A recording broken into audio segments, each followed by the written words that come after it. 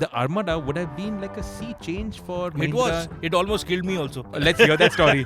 When did this whole ending with O nameplate start? Was that with the Bolero?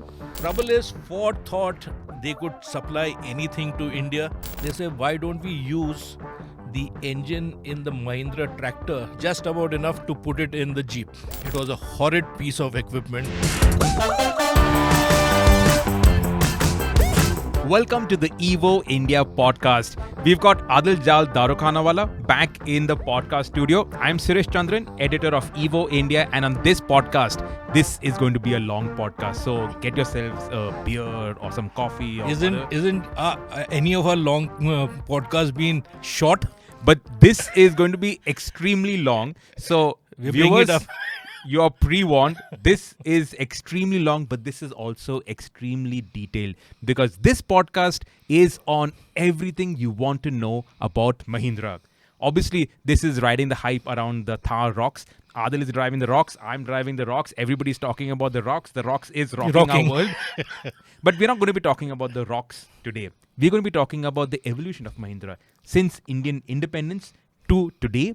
All the different versions, variants, models that they've had. We're going to be talking about the key people at Mahindra. We're going to be talking about partnerships. In fact, there is so much to talk about that we'll probably split this podcast into two halves. So the first half, which is dropping this weekend, is on all the models at Mahindra. So we're going to talk about the CJ3B, the CJ500, which was the Indian CJ4, the CJ5, which never came to India, the Armada, the Classic, the Major, the Commander, the Bolero, the Scorpio, the XUV500, the Army versions, the Thar, and I'm sure I missed out on a few variants in between. The Major. So we're going to talk about all of them. The 540, the 440, quite a lot of them. Quite a lot. So that's why we got a lot to go through over here. So Adil, thank you once again for being in the podcast studio. It's always a pleasure to hear your stories. Let's start with your first experience of Mahindra. It was all got to do with the Army Jeep, that larger than life thing which you saw in the World War II movies, brought up on that diet. Then you always also saw police cars going with a siren wailing and all that. So that really, that thing which got imprinted on the minds was all about action with these vehicles. So from that tender age, you knew that if there was a vehicle for authority, it was the Jeep. And Mahindra's made the Willys Jeep in India.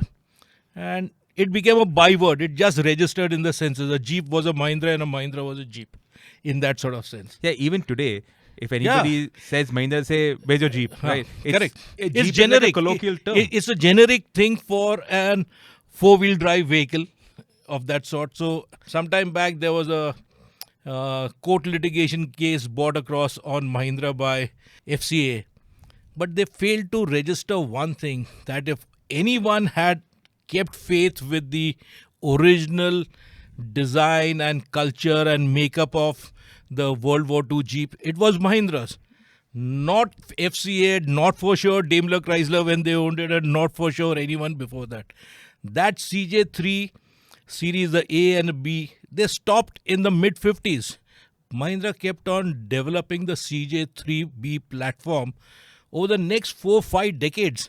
So we're going to talk about that in this podcast. Let's start with the name, Mahindra and Mahindra. It did not start off as Mahindra and Mahindra. Mahindra and Mohammed, they were both the Mahindra brothers and Ghulam Mohammed. They were partners before independence. And so it became, Eminem was very good to rhyme across over there and all that. And they were there with a lot of interest in a lot of things, not just buying and selling vehicles or anything that way. So after independence, when Ghulam Mohammed went to Pakistan and also became the finance minister of Pakistan, by the way.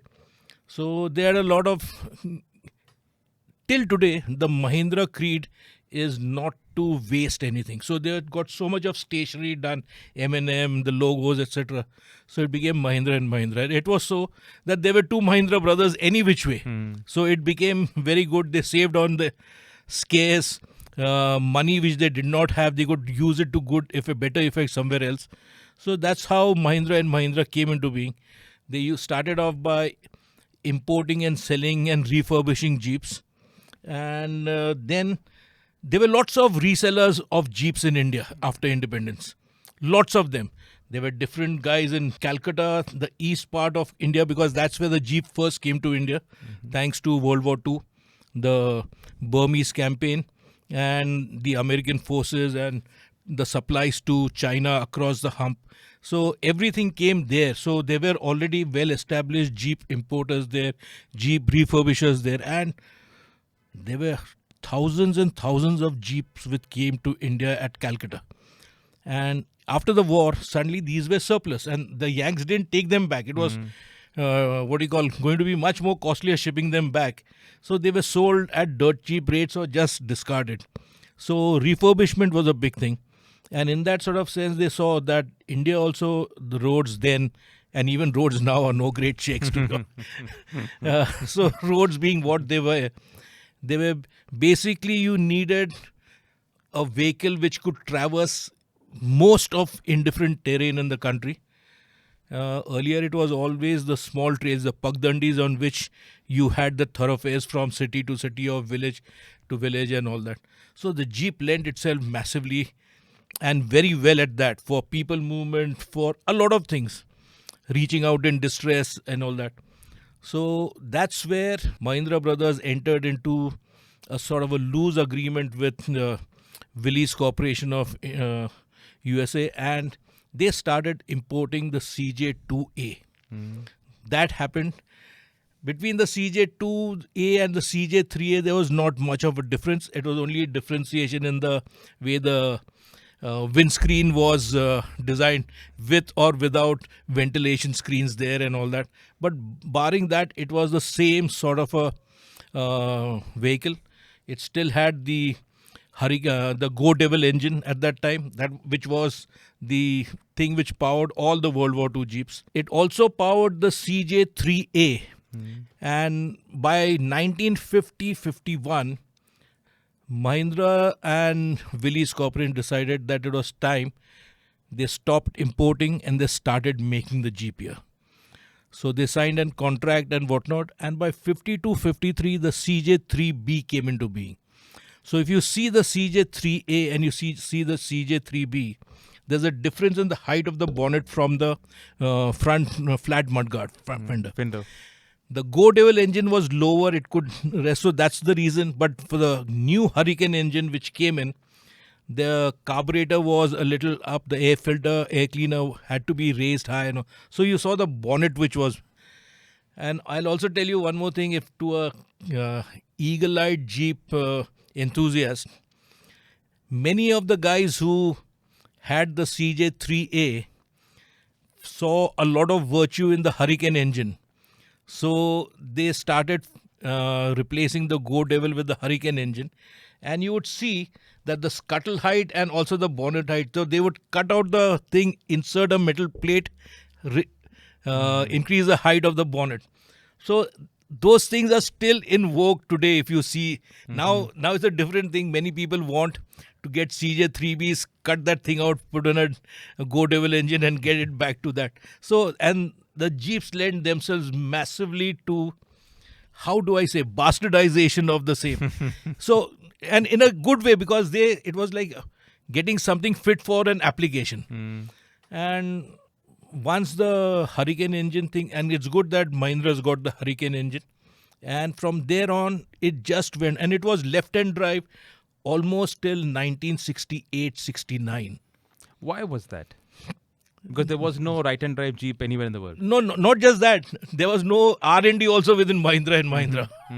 So how did that start? Let's start with, how did localization start? Did it start with the engine? Did it start with stamping bodies? See, basic thing started with stamping bodies, and the Jeep body was very simple actually if you go to see it. So Mahindra and Mahindra didn't have anything as far as production engineering machinery was concerned. But they improvised. They bought out a lot of things from a lot of factories around the country which the British had just left and gone.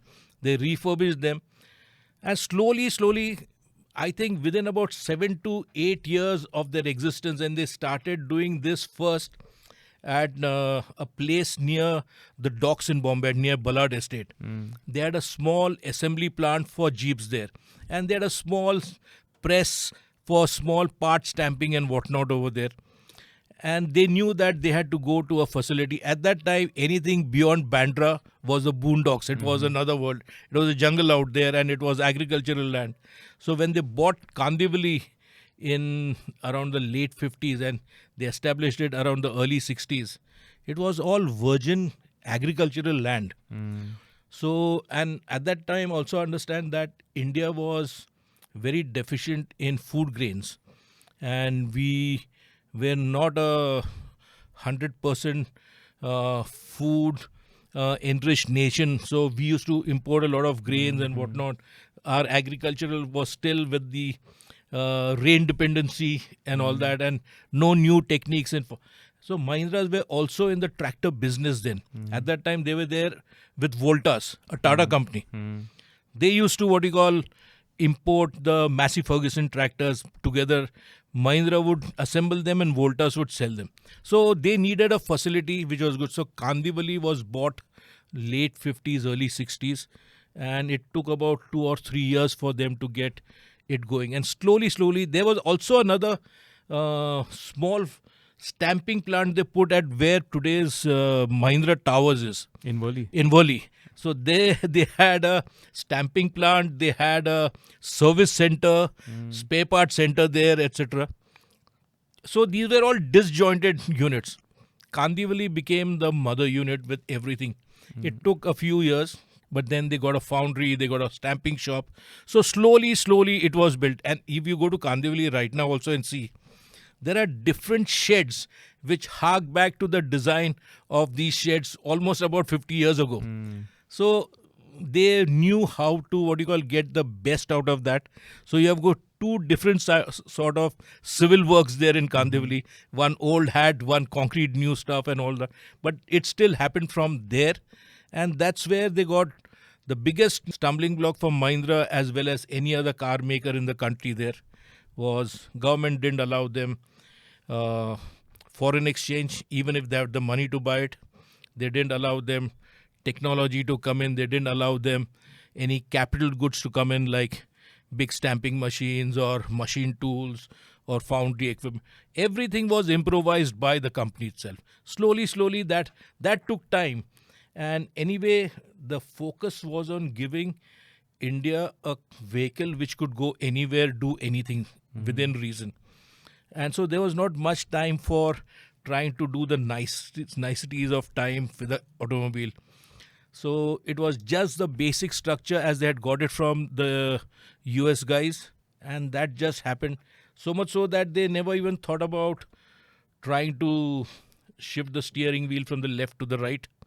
It took a lot of effort, plus they were also restricted by the government saying you can only build so many vehicles, which was a really ridiculous thing to do in that day. It was like a quota system. It was worse than a quota. If you build more, you were penalized. Okay. So, in that sort, and plus, the government could not, they were very myopic. Almost, I think, 1/4 of every year's production used to go to the army. Another 20-30% would go to other government departments like, say, health, because we had very poor health resources. We had so many epidemics would happen, typhoid or cholera or malaria. So the health department was very big. The United Nations would take a few more because they used to supply. So Mahindra had every year someone or the other big agency buying large numbers of vehicles. So, and they were already, it was established that the CJ3B was well known all over the world. So it just went on and on that way. And the quality was as good as the US built vehicles. Absolutely. It was all, it's just that we replaced American steel with Indian steel. So apart from that, there was nothing wrong. So the CJ3B then evolved into the CJ500, right? No, that was CJ4. There was no CJ4 even in the US. Yes.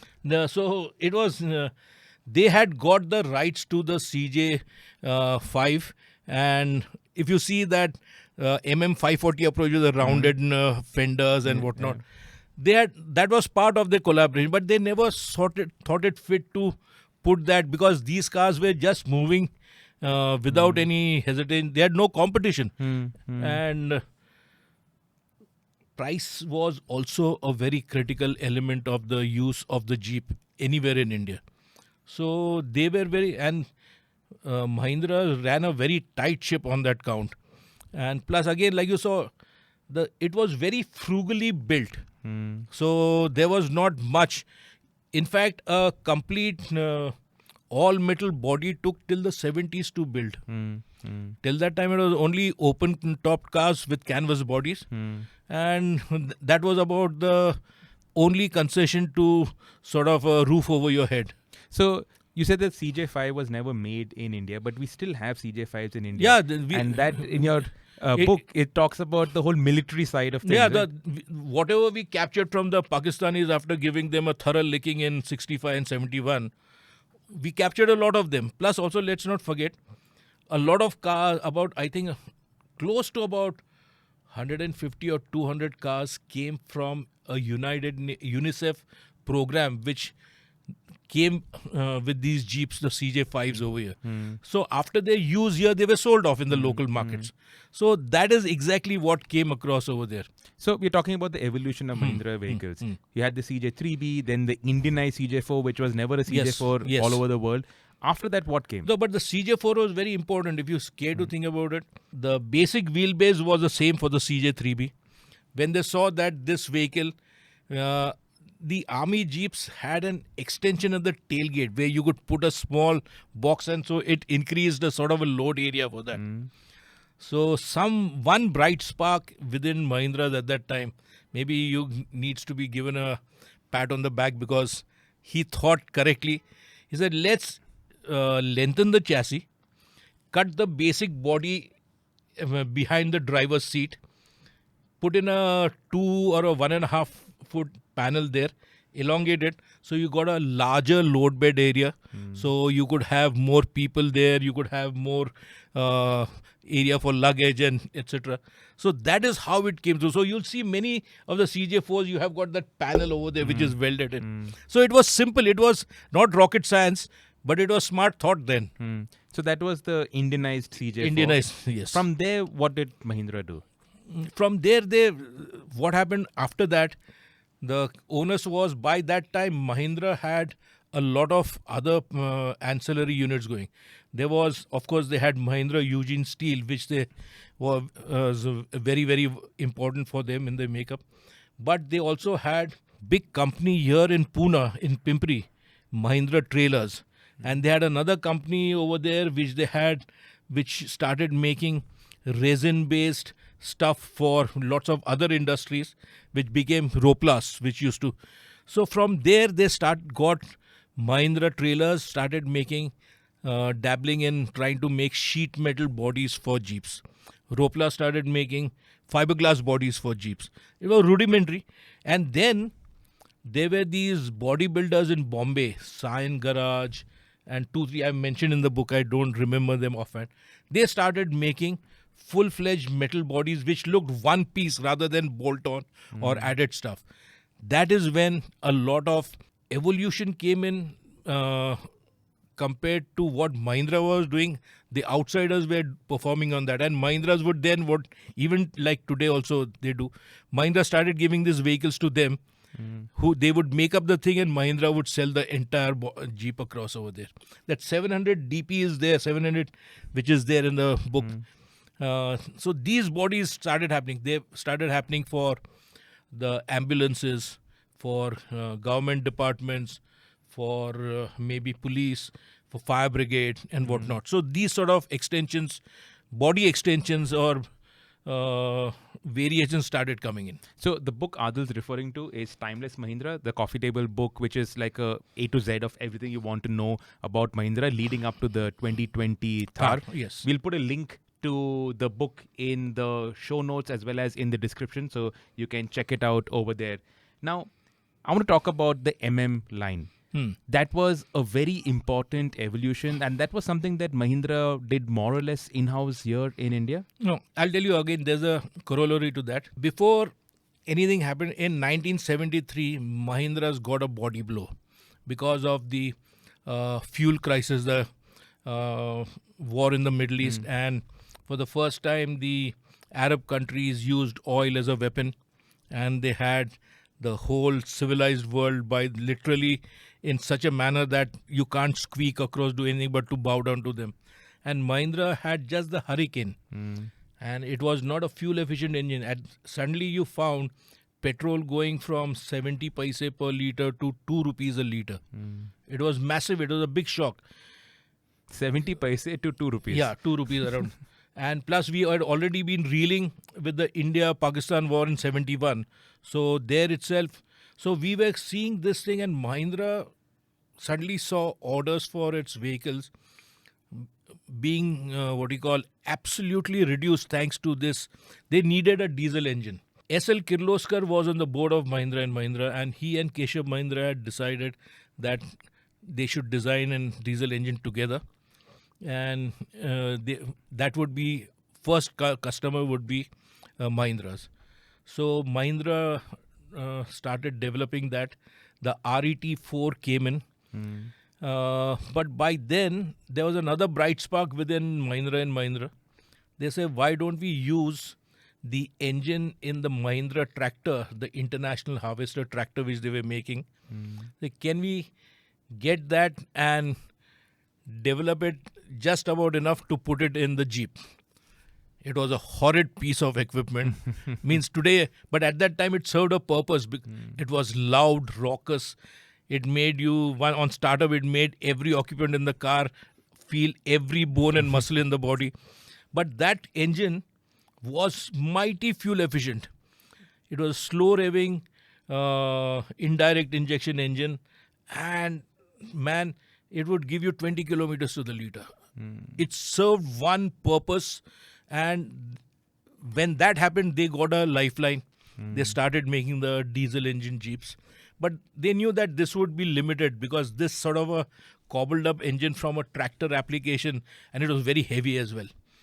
And like, if I have to give you an example, another example in automotive terms, Tata used to have the Sumo, and in that they plonked a version of the 407 engine. Mighty huge, again the same thing, but mighty fuel efficient. So it can only work, these sort of things can only work for so long and no further. So the RET4 did not turn up. Kirloskars made a lot of RET4 engine Jeeps. They used it in the Himalayan rallies and whatnot.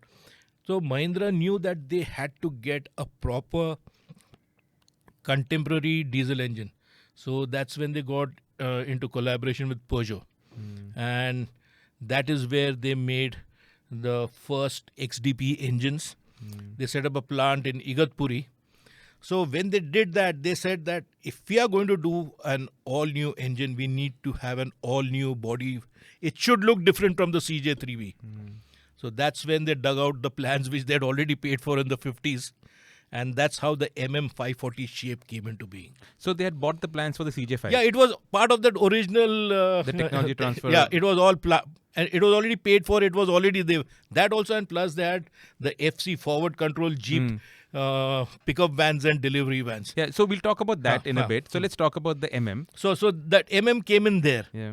And it was a mighty good-looking vehicle. Suddenly, from that flat fender thing, you found this curvy sort of look and all that. It was very appealing. And the new engine was a revelation. Suddenly, from a tractor engine which had its origins in the 40s, and suddenly you found in the early 80s, you had this Peugeot engine. And the Peugeot engine was contemporary for the time. Contemporary, absolutely. It was a modern engine. And it was brilliant, It was really brilliant. And they also continued with the Hurricane petrol engine. Yeah, that kept on. That just there was kept also on. an Isuzu engine in the MM? No, that Isuzu engine in the MM only came for the army. Okay. The 440, the same 540, Yes. which had the Peugeot engine. The army needed something really powerful. And so the Isuzu engine, which was same in the Contessa, they bought from HM. And there was also another engine. See, Mahindras used to sell a lot of Jeeps to Iran, to Africa and whatnot. But there, those guys, they had no compunctions about fuel efficiency. Iran awash with oil. And so they wanted powerful stuff. So Mahindra and Mitsubishi got together. Mahindra would build the full Jeep here and without the engine, and it would be shipped to Iran where they had another plant to assemble it. And the Mitsubishi engines would be shipped directly to Iran. They would be fitted across. I think they made a killing. Mahindra made a killing there. I think over more than 15,000-20,000 Jeeps over 4-5 years they made, which was fantastic for them. And some of those Mitsubishi engined Mahindras were also seen in India in the Himalayan Rally? No, not in the Himalayan, in the Great Desert Himalaya. Okay. 2 cars were built for the first one. And Farhad Bhatena won both the 2 years the rally was run. The second year, that one Jeep which was there in the first year had gone kaput, so there was no second Jeep in the second one. They had the MM540 with the Peugeot engine which was there, with the Hurricane engine. But Farhad won that event also. I just don't understand why our Indian companies can't maintain some of their standout vehicles which have achieved so much. No one knows head or tail about where those vehicles went.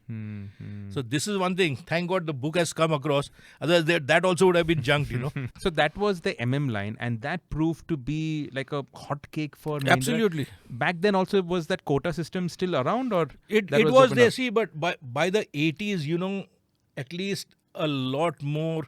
We were in the throes of the first major revolution in Indian automotive industry that way. So you had Maruti finally coming off in the sense that it would be coming in the mid 80s. So that sort of then the first influx of the Indo-Jap motorcycles, then the Indo-Jap LCVs. A lot was happening in that sense that the industry had finally got a fillip and people were allowed, existing players were allowed to think over and above what they were making. So this Peugeot thing came in, the MM540 came in, and around that time they thought Mahindra also saw the value in doing fully built up bodies themselves.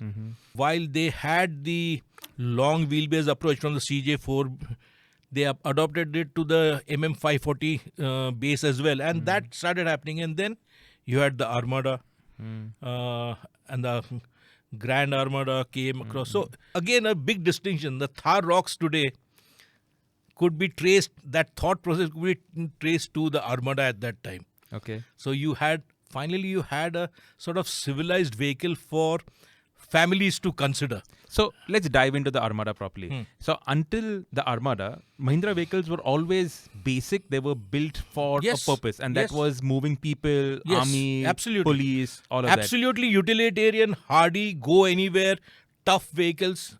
So with the Armada, that was Mahindra's first move into making a sort of passenger vehicle with a little bit more luxury. So I believe that was a little lowered. It had a little more. It looked lowered, but you still had to climb onto it and not climb into it. Mahindra's first full metal bodied vehicle. Yes. They hadn't done to think of it, Armada came when? 80s. I think it came in around about 88 or 89. So late 80s. So until then, from independence till late 80s, Mahindra did not make a full metal bodied vehicle. No, it made the FC160. The panel vans were very easy to do. So but for passenger purposes there was no. So the Armada would have been like a sea change for Mahindra. It was. Compared to everything that they did. It was. It almost killed me also. Let's hear that story. So I had got the first Armada at Car and Bike International. My son was born in November 1992. And we had got the vehicle, the Grand Armada I'm talking about. Armada had come in. So they were given. So it was not about anything else. It was only a basic symbolic thing of the times that quality from bought out suppliers was still not what we get today. Today there's a sea change in the way suppliers are breathed upon by the OEMs to deliver absolute. I had gone to Navsari where my in-laws and my mother comes from, and we were coming back and the brake pedal went to the floor. I was doing 100 kilometers per hour. Oh man, and suddenly we just limped into Vapi when the brake line over the rear axle had fractured and we had lost all. So that was an aberration. But you don't want that sort of aberration to happen to anyone. Key thing was that vehicle was a looker. It was adventurous in its makeup. They were even great go faster graphics on the car. So someone had thought about it. There was a sea change happening within the company. People were finally understanding that the Jeep could also be tarted up to look sporty, be sporty. A lot of those thought processes started coming in at that time. Who designed the Armada? Was it done in-house? It was was all done by DC? it was done in-house more than anything else. It was done And that in-house. was the first departure from the round headlamps. Yeah, We had rectangular headlamps. No, but the rectangular headlamps came in with their CJ 340 Classic, which used to be exported abroad, and it was not done by Mahindra. It was done by the Greek dealer in Greece, who made that as a affordable sports vehicle for their sort of Mediterranean beaches and whatnot. So he had done those rectangular lamps, and that's what came in here also later. So that was the Armada. It also had a molded dashboard compared to... Yeah, one more thing I was telling you, what helped Mahindras massively with getting the body done was they needed expertise in sheet metal stampings, sheet metal welding processes and all that.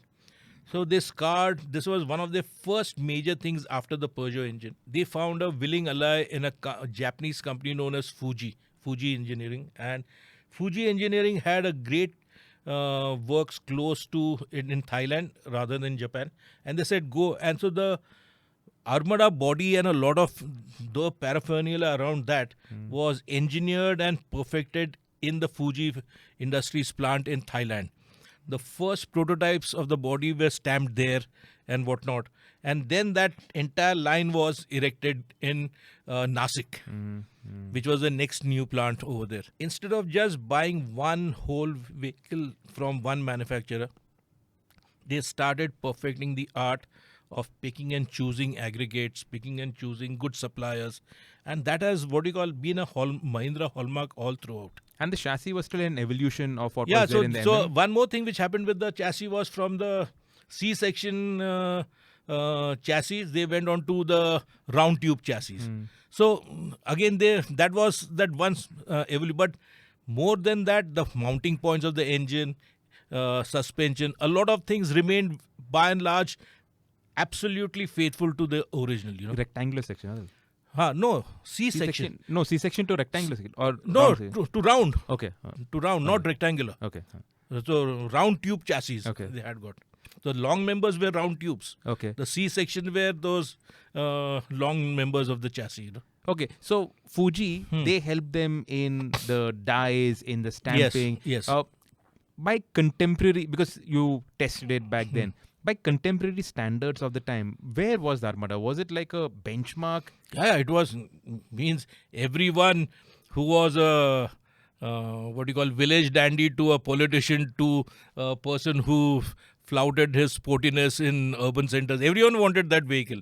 So the Armada was a success for Mahindra. It was a success to a great extent. Which evolved then into the Grand Armada. Yes.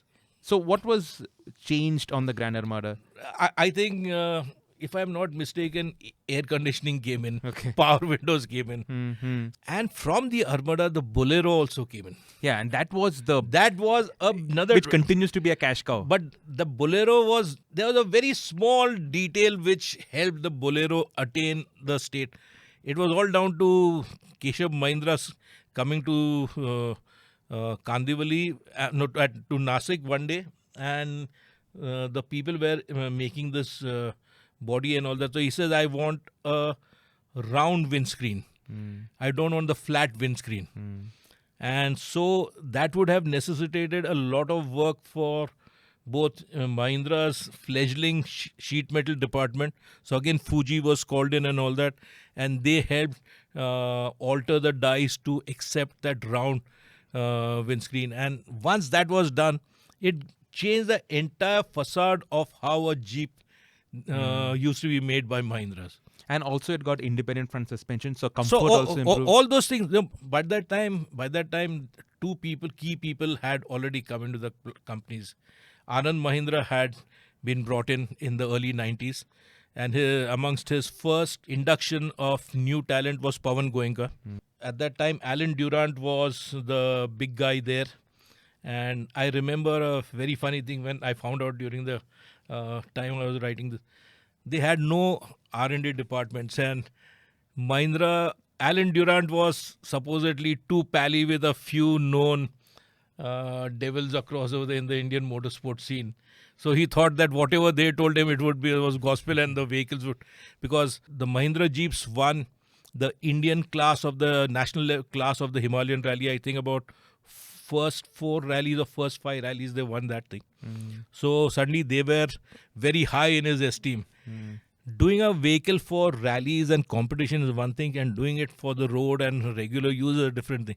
So they lost. So every time that would, and a lot of those were glorious failures in that sense. So I don't want to revisit that, nor get down to saying this. But slowly but surely, by the simple expedient of rethinking everything over and over again. So this one small team which Pawan Goenka had made within the company, they started rethinking the entire vehicle. And from there, they had the integrated design and manufacturing. IDAM was the thing which, first effort of the IDAM was with the Bolero. They tasted blood with the Bolero, and everything else from there went on to the Scorpio. So what happened by that time, they knew the Bolero was a jump up from the Armada and the Grand Armada. So they knew that they didn't need to have the Grand Armada no longer in place. The Bolero had to do the business. That was definitely a step up. So what do you do with the long chassis which they already got? Suddenly that became another cash cow for them. They elongated the chassis even more, and they gave it to people in Rajasthan, in Saurashtra, in Uttar Pradesh, in Bihar, and they would be 40-50 people would cram into the vehicle and on top of the vehicle, and it's served because those places were bereft of public transportation. So they would supply just the chassis, and then the chassis would just build bodies. And there they would build bodies. Was this the origin of the Commander, or was that that was the origin of the Commander. So once Mahindra saw that, oh boy, there's a big market, let's do it ourselves.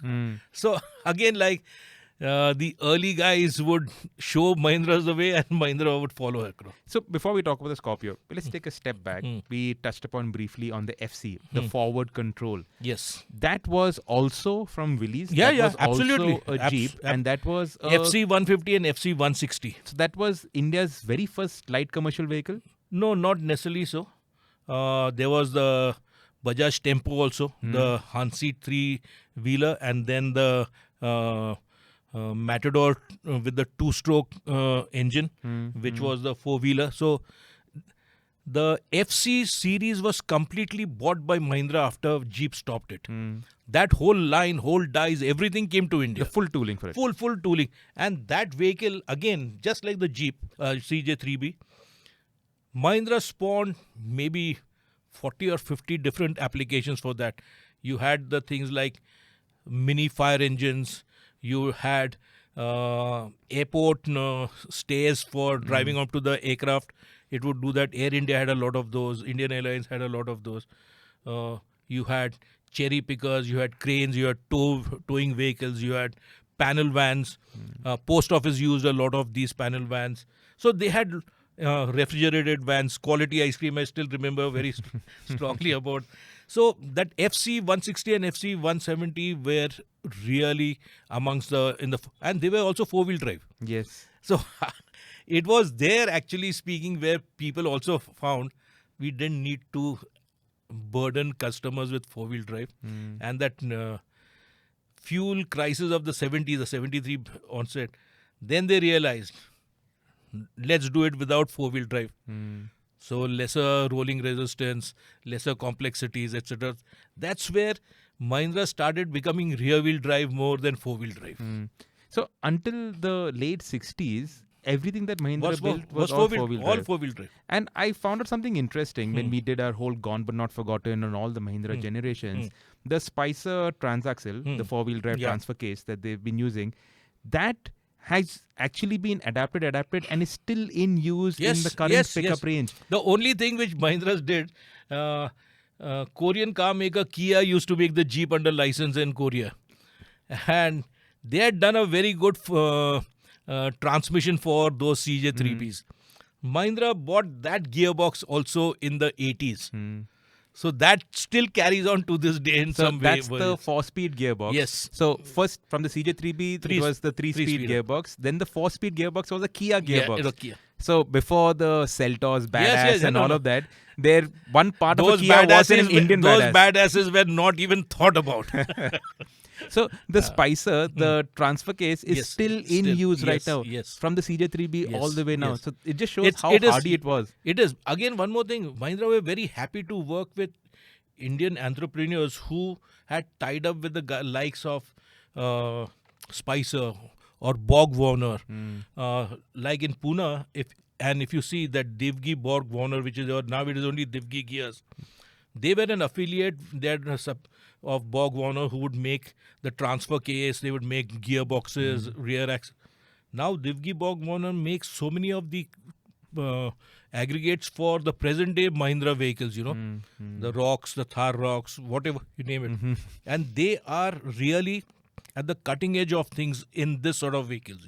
So that was the FC line, which spawned so many different versions. Yes. Still in use. Like Still when in you go use. down to Yeah. Dhanushkodi to go across the ocean, they use the 4-wheel drive Absolutely, version. absolutely. I drove one of them, and that's Just not easy to drive. No, My it's not. God, it's You torture. need muscles also, and there you're is no bounced- space no because space. the engine is between the driver and the True, passenger, true. and it's loud and oh my. I was also told that the BSF used to use the 4-wheel drive ones in the desert, in the swamps forward and- areas, yes. and those guys must have been really hardy to be able to travel in those things. Hats off to those Hats people. off to them. But Mahindra, for a brief while, they also had another people mover, the Voyager, which was The in partnership with Mitsubishi. Yeah, but that was also a old Mitsubishi design, like how Tata bought the Winger from Renault. Those dies were so Mahindra's bought that thing from Mitsubishi. So that's how it was. The power plant was a Peugeot engine in it. So apart from that, that had the onus to do good, but I don't think India was ready, nor was Mahindra product planning department and marketing department geared to what you call communicating what could be in the realm of things for an emerging India. So it failed because many people within the company were also aware about how it could be sold and targeted at. It's just that they thought, oh, this is one more vehicle which we could do for hotels and the service industry, and it could have gone on to doing much more. It was, like I said, it could have been an Innova much before the Innova. Yeah. So we're going to talk about the Scorpio, but before that, we had liberalization in India, and Mahindra partnered with Ford to bring in the Escort. That was their first joint venture with a global manufacturer. Second joint venture. Jeep with Willys Jeep, they had one. Yeah, okay, so second joint venture. Second joint venture. So talk us through that. So it was, Ford had come into India and wanted to what you call set up shop. And they spoke to a lot of car makers.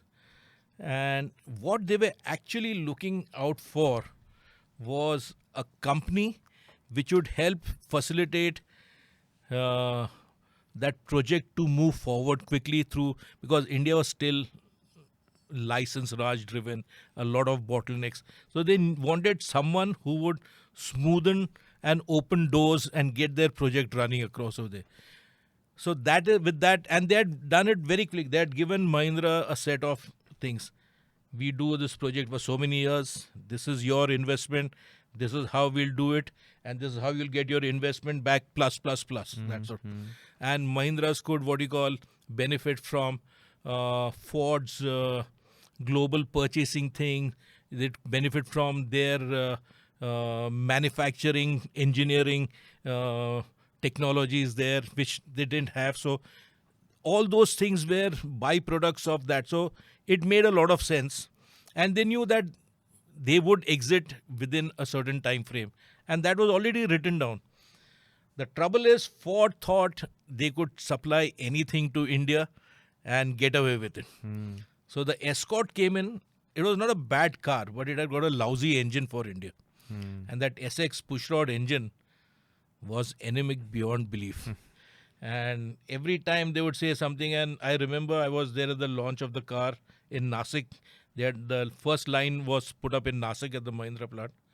And when I asked them why this engine which has its roots in the mid 1950s. Why the Ford guy had the temerity to tell me, "You guys, this is the best engine for you Indians." So I said, "Why?" He said, "Look at the Royal Enfield Bullet. It has got push rods." So I reminded him that the new Maruti 800 had got overhead cams. So all of a sudden the discussion became very cold, frosty, and they stopped. And till the time they didn't get the Z-Tech engine, which was fantastic, overhead valves, overhead cams, and it transformed the Escort mightily.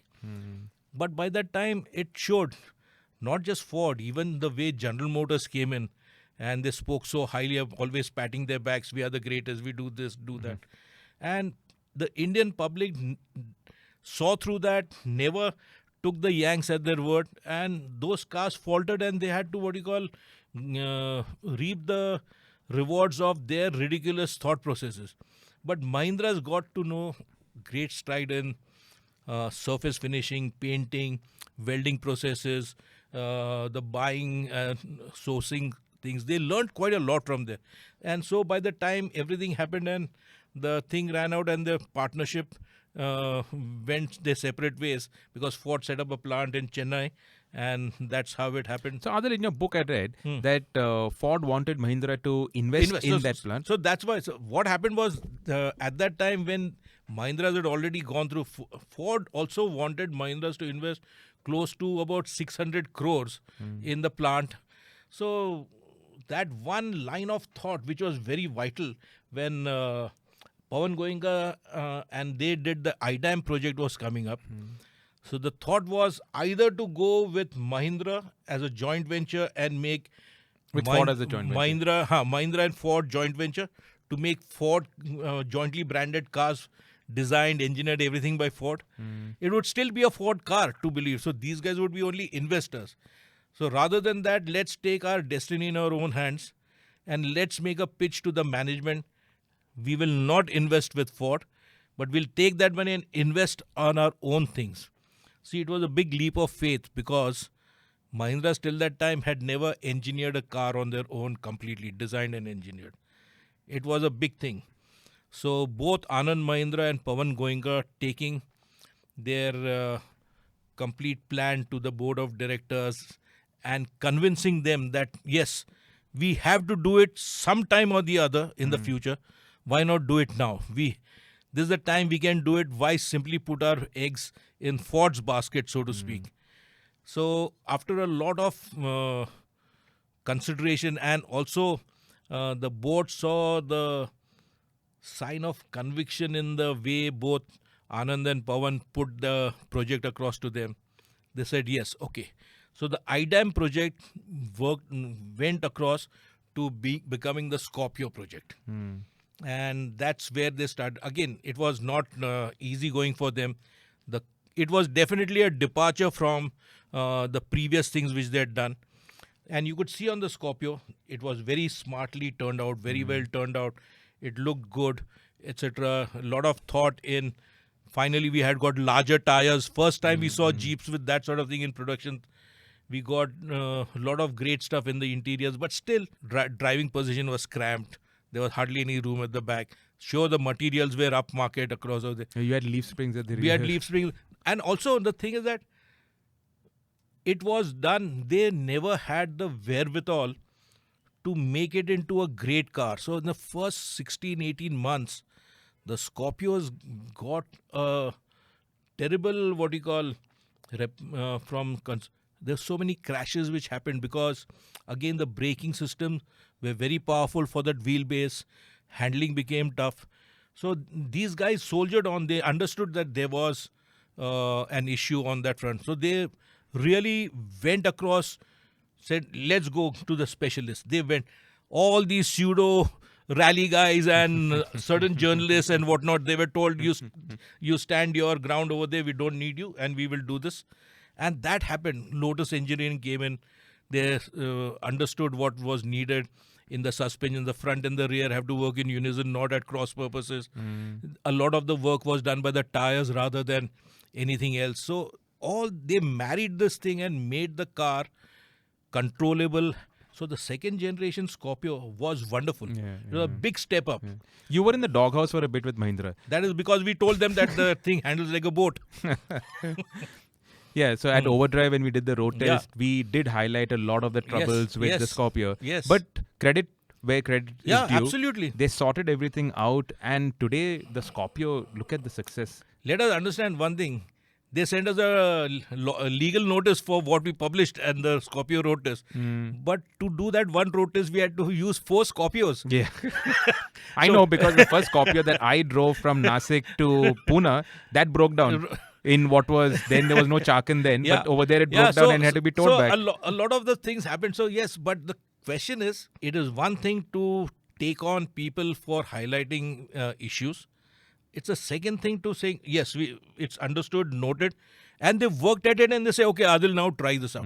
I think that set up one more thing across, and which I've mentioned many times in the book, and I still continue to mention to this day. There is a certain hunger amongst the people at Mahindra and Mahindra who want to do something great. I think I've not seen that in very many car companies. And after the Scorpio, I saw this sort of an animal emerging out of that company. They wanted to go to work on a Sunday. That sort of a thing started happening.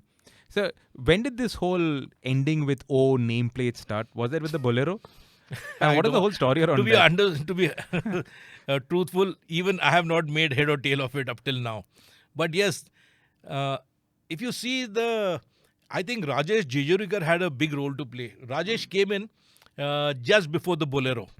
And he was the quintessential marketing whiz kid, the branding whiz kid at that time and all that.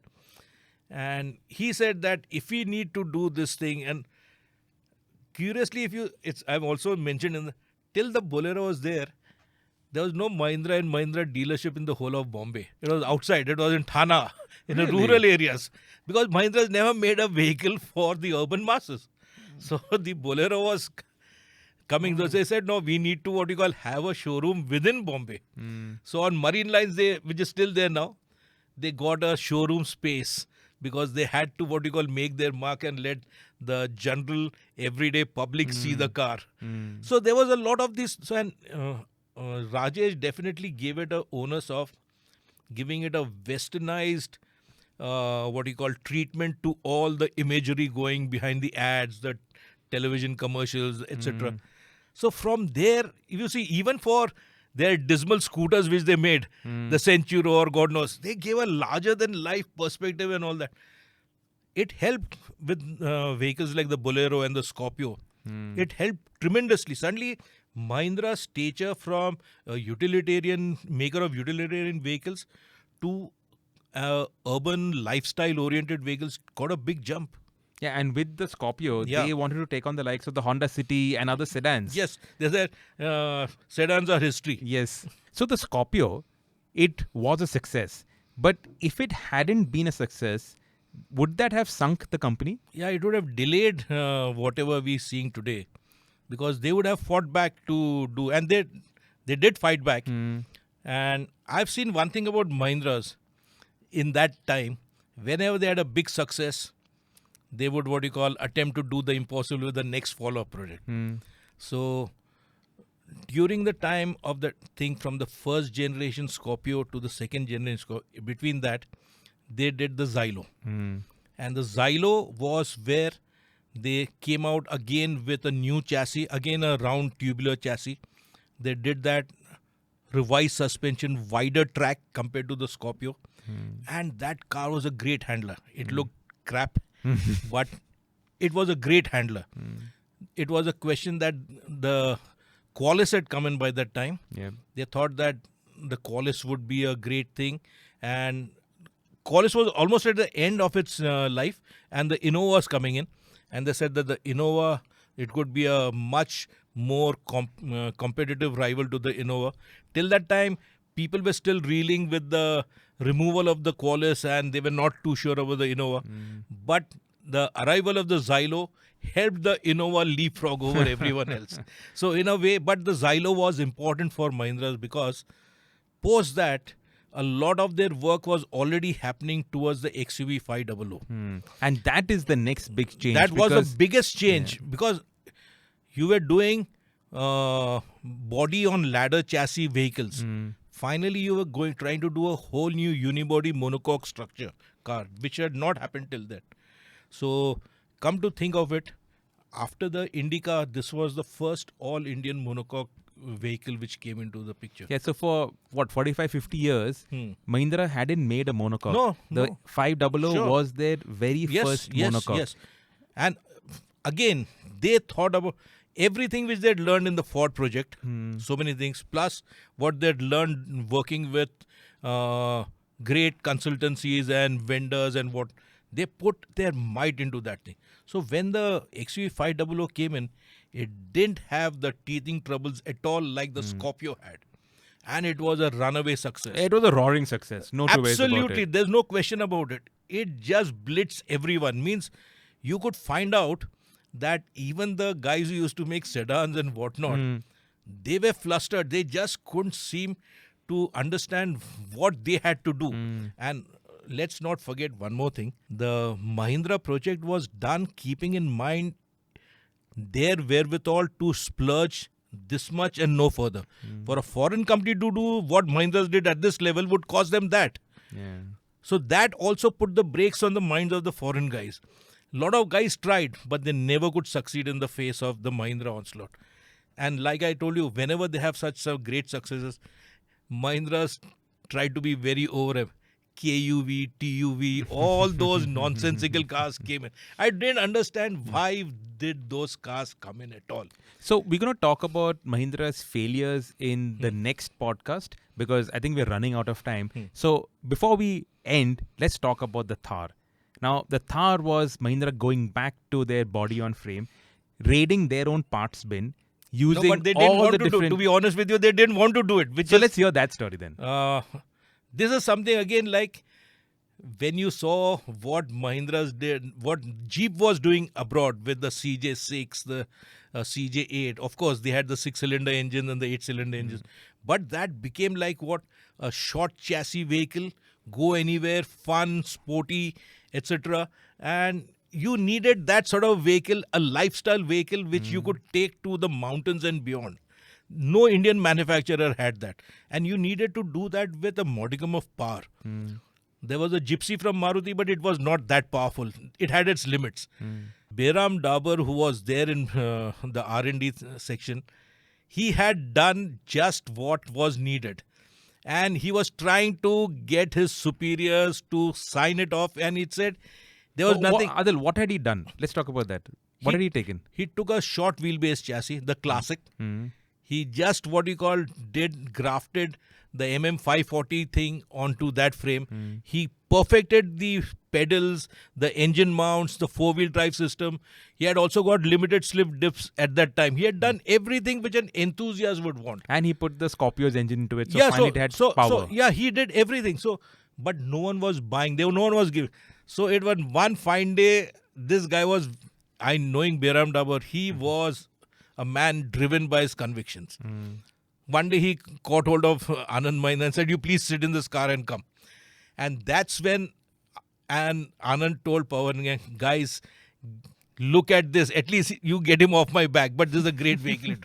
And that's how the Thar came into being. The first generation Thar. And it was tremendously means you are seeing about neo-retro vehicles, which is the craze. That was on the car category. It was the neo-retro vehicle to buy. And if you look at it so well here all over. So when the Thar came out, by then Mahindra had stopped making the MM line. Yes. So the dies for the MM were all unused, probably thrown in a corner at the Mahindra factory. So means what is it? They didn't. I think I will tell you one which I have narrated in the book also. I remember that day so vividly. Mahindra had organized a press conference for all of us at Kandivali, where the parking lot is there, the pandals were put up across over there, and seating for the media, everyone was called. So Behram had told me, he says, Rajan Vadera, who was the head of engineering at that time, So he had called Behram Dabur to his office on the 3rd floor or 2nd floor there, and they were walking from there to the venue. So Rajan asked Behram, what do I tell the press? How much? They'll ask me, how much have we invested? So he says, sir, you can say anything. He says, Acha, humne kitna invest kiya? Behram said, to be honest, sir, we have done anything between 30 to 40 lakhs. That's because everything is there in-house. अच्छा नहीं but वो बहुत कमती होएगा राजन said मैं 5 crore बोलेगा. I said okay. He says by the time we came to the Pandol it was 25 crores. But that was the sheer brilliance of that project, So honestly speaking, these are tales which we can speak about freely now because Behram narrated. It's there in the book also, by the way. But it's so very important because Mahindra they picked up these small bits from there and they made it so it is probably one of the biggest success stories for the company. And as a brand shaper, absolutely, that as a halo product, it is what is worth its weight in all the lithium in the world. So that was the Thar CRD. Yes. Behram Dabur was the father of the Thar CRD. Yes. But there was also the Thar DI, which Shrikant Ambike created. And both of this were created in parallel. Thar DI went to rural areas, B-towns. That is natural now because again, Mahindra's needed that value proposition as well. You can't forego because they made their mark with that. They needed to supply their... Village dandies needed that. Village dandies. Yeah, they needed that. They needed the money they saved on fuel operating costs, and they still like to be seen as great heroes over there. So it worked brilliantly well. So Adil, I think we should end this podcast here. It's been like really long, I think over an hour. But in next week's podcast, and I've got my notes out here, we're going to talk about Mahindra's partnerships. We already spoke about Mahindra and Ford. But then there was a second innings of Mahindra and Ford, which actually ended up with Ford no longer being here in India. We will going to talk about that. We'll talk about Mahindra Renault. They brought the Logan in here. We talk about Mahindra and Reva. They were the first movers in the EV space. We'll talk about Mahindra and SsangYong. We'll also talk about that rumor of Mahindra buying Aston Martin, Mahindra almost buying Saab. No, they didn't know. It was not always. They shunned it, unfortunately. They shunned Saab. We'll talk about current rumors of Mahindra investing in the Volkswagen group. We'll talk about the key people at Mahindra. Keshub Mahindra, Anand Mahindra, Pawan Goenka, the current leadership team, Rajesh Jejurikar, Vijay Nakra, Veluswamy, Pratap Bose. We should also talk about the fact that you mentioned in the book that Mahindra had never lost money in their car manufacturing business. So how that came about, their financial strength, and then we'll end up with talking about EVs. I know that's your favorite subject, Adil. No, it's not. You enjoy talking about EVs.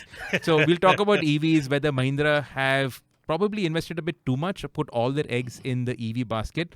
We'll talk about that in next week's episode. So Adil, thank you for all the insights. Thank you guys for watching and listening to this podcast. Of course, if you have any questions, drop it in the comments. We will take it up in next week's podcast also. Adil, to end, one last thought about Mahindras. What's from their backstory, which one is your favorite Mahindra? It's got to be the Thar.